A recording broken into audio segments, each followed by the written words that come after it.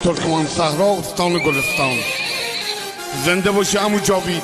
برم ترکمن صحرا دادم دیار غیرت، ای جان دادا دیار ناموس پرستا و شجاعت. با صدای پرچمدار مازندران حسین رضایی.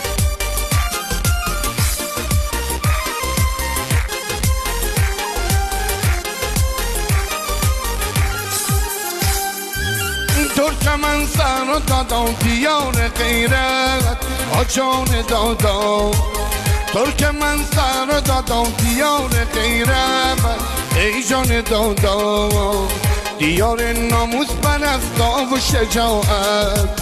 ای جان دادا دیار ناموس پرستا و شجاعت.